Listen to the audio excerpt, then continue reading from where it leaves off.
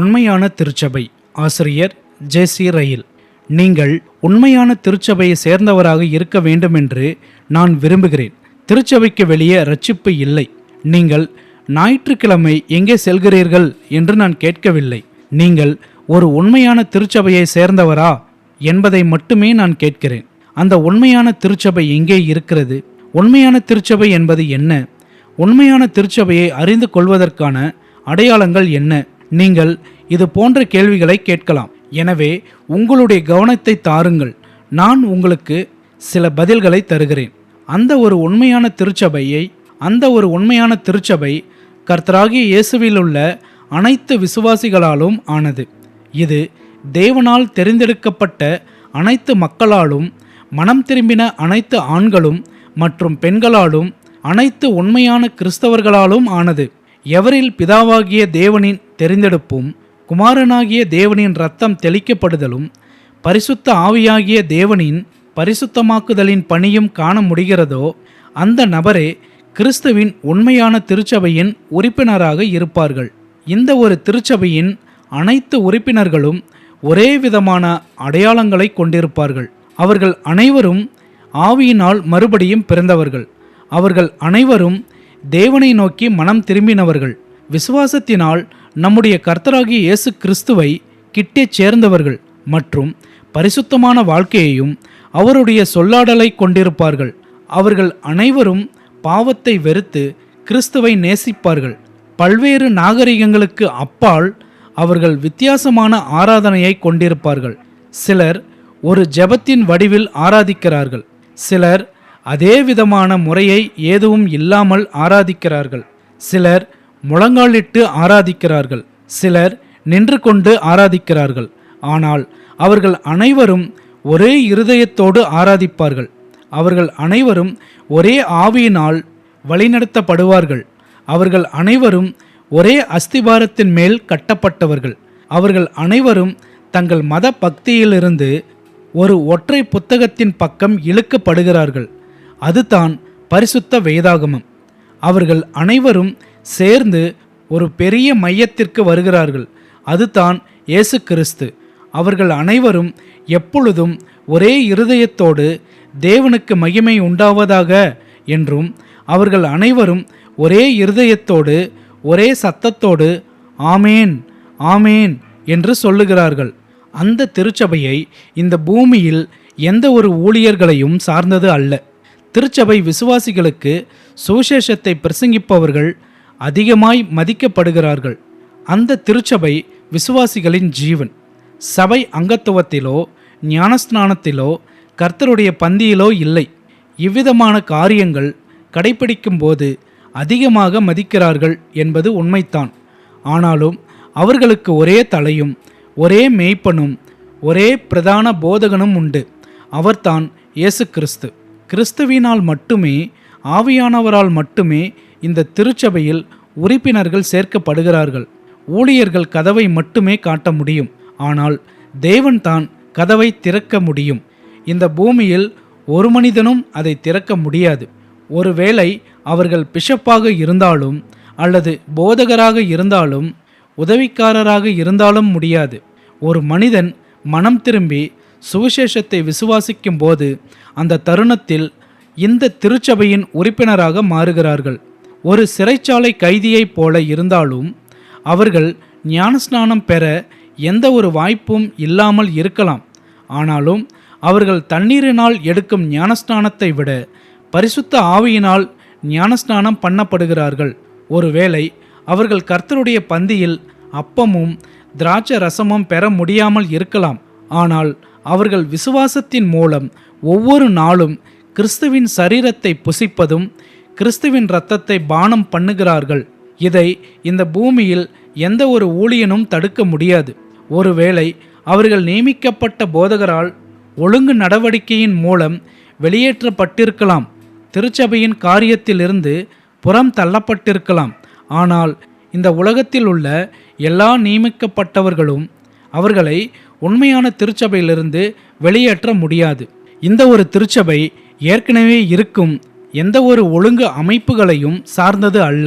உதாரணமாக தேவாலயங்கள், பிரசங்க பீடங்கள், நன்கொடைகள், பணம், அரசாங்கங்கள், நீதிபதிகள் அல்லது மனிதனால் உண்டாகும் எந்த நன்மையையும் சார்ந்தது அல்ல.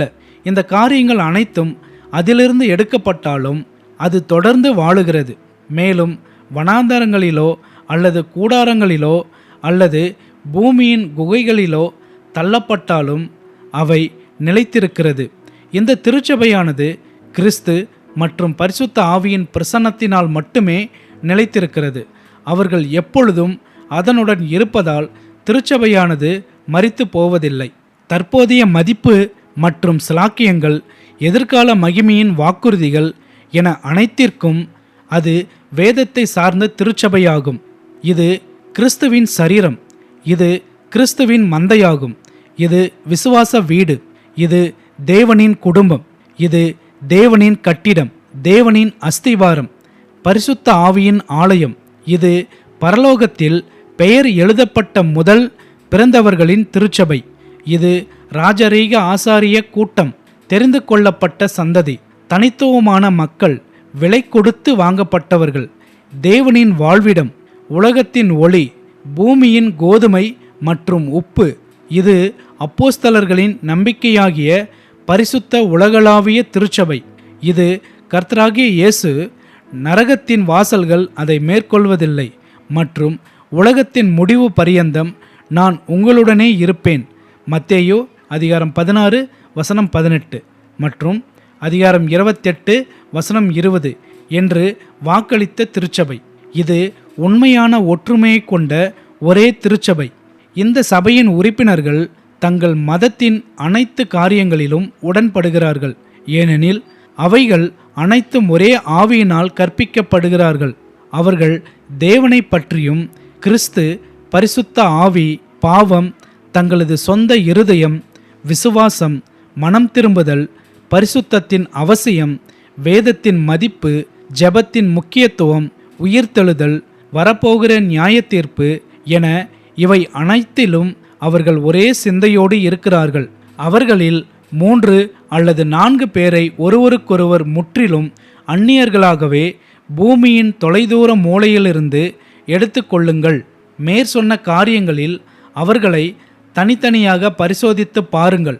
அவர்கள் அனைவரும் ஒரே விதமாக சிந்திக்கிறார்கள் என்பதை நீங்கள் கண்டு கொள்ளலாம். இது உண்மையான பரிசுத்தத்தை கொண்ட ஒரே திருச்சபை. இதன் உறுப்பினர்கள் அனைவரும் பரிசுத்தமானவர்கள். அவர்கள் வேலையில் மாத்திரம் பரிசுத்தமானவர்கள் அல்ல, பெயரில் பரிசுத்தமானவர்கள் மற்றும் நற்கிரியைகள் செய்வதிலும் பரிசுத்தமானவர்கள். அவர்கள் அனைவரும் தங்கள் செயலிலும், வாக்குறுதியிலும், நிஜத்திலும், வாழ்விலும், உண்மையிலும் பரிசுத்தமானவர்கள். அவைகள் அனைத்தும் ஏறக்குறைய இயேசு கிறிஸ்துவின் சாயலுக்கு ஒத்து போகிறது. பரிசுத்தமற்ற ஒரு நபர் இந்த திருச்சபைக்கு சொந்தமானவன் அல்ல. இது உண்மையான உலகளாவிய ஒரே திருச்சபை. இது எந்த ஒரு தனிப்பட்ட தேசத்தின் அல்லது மக்களின் திருச்சபை அல்ல.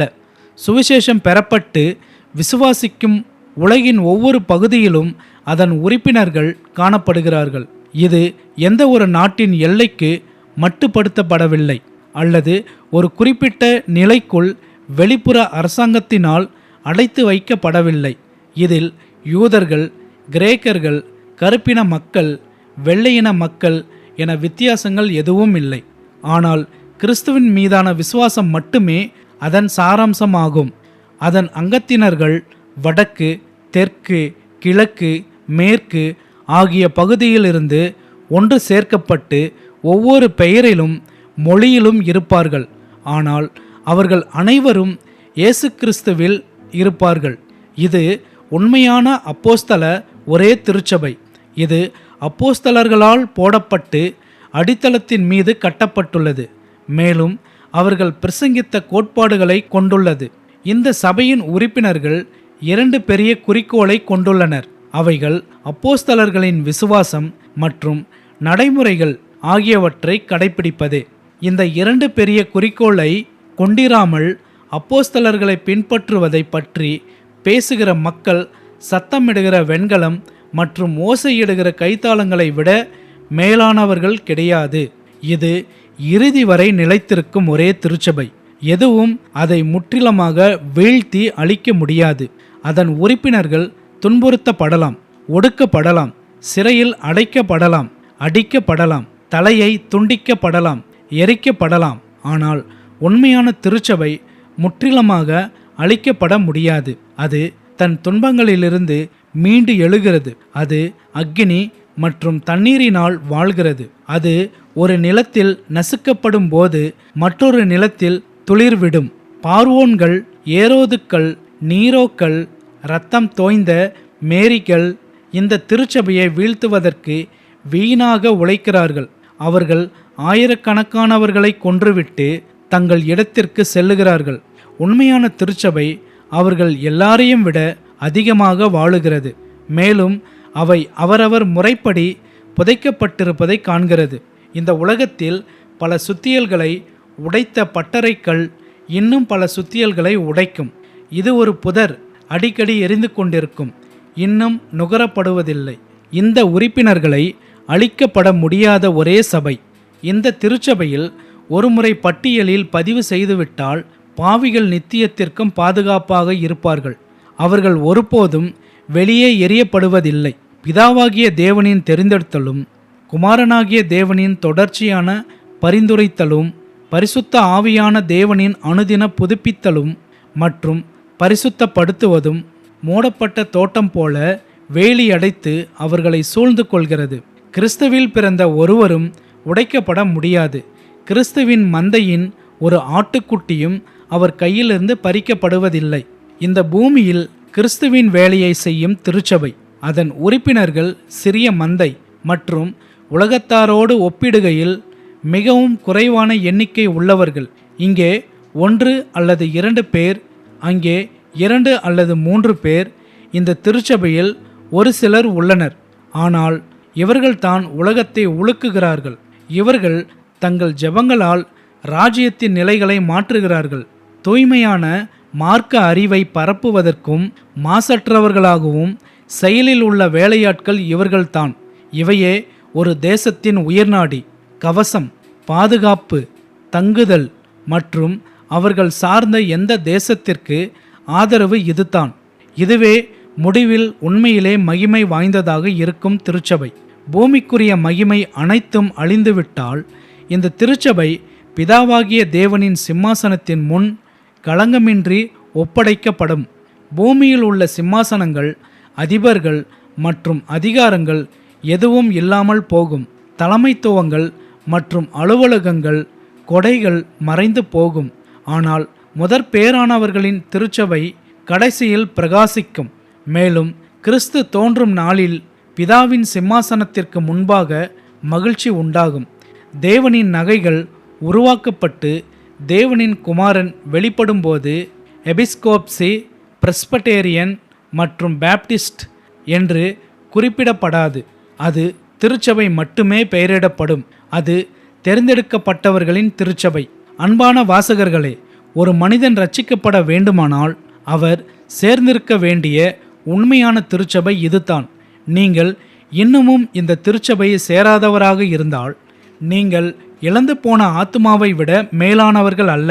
உங்களிடம் மதத்தின் அடையாளமும் உம்மியும் தோளும் ஓடும் இருக்கலாம், ஆனால் பொருளும் ஜீவனும் உங்களுக்கு இல்லை. ஆம், உங்களிடம் எண்ணிக்கையற்ற வெளிப்புற சிலாக்கியங்கள் இருக்கலாம். நீங்கள் பெரிய ஒளியையும் அறிவையும் அனுபவிக்கலாம். நீங்கள் கிறிஸ்துவின் சரீரத்தை சேராதவராக இல்லாவிட்டால் உங்கள் ஒளியும் அறிவும் சிலாக்கியங்களும் உங்கள் ஆத்துமாவை காப்பாற்றாது. இந்த நிலையில் இருக்கும் மக்களுக்கு ஐயோ! சிலர் இந்த திருச்சபையிலோ அல்லது அந்த திருச்சபையிலோ சேர்ந்து தகவல்களை பரிமாறிக்கொண்டு குறிப்பிட்ட காரியங்களை கடைபிடித்துவிட்டு இதனால் தங்கள் ஆத்துமா சரியாக இருக்க வேண்டும் என்று விரும்புகிறார்கள். இது ஒரு முழுமையான மாயை. இது மிகப்பெரிய தவறு. இஸ்ரவேல் என்று அழைக்கப்பட்ட அனைவரும் இஸ்ரவேலர் அல்ல. மேலும் தங்களை கிறிஸ்தவர்கள் என்று அழைத்து கொள்ளும் அனைவரும் கிறிஸ்துவின் சரீரத்தின் அவயவங்கள் அல்ல. குறித்து கொள்ளுங்கள். நீங்கள் ஒரு உறுதியான பேப்டிஸ்டாகவோ, பிரெஸ்படேரியனாகவோ, சுயாதீனமாகவோ, சகோதர சபையாகவோ, இன்னும் வேறெந்த பிரிவாகவோ இருக்கலாம். ஆனால் நீங்கள் உண்மையான திருச்சபையை சேராதவராக இருக்கலாம். நீங்கள் அவ்வாறு இல்லாவிட்டால், நீங்கள் பிறக்காமல் இருந்திருந்தால் முடிவில் நன்றாக இருக்கும். தேவனுடைய சமாதானம் நம் அனைவரோடும் இருப்பதாக. ஆமேன்.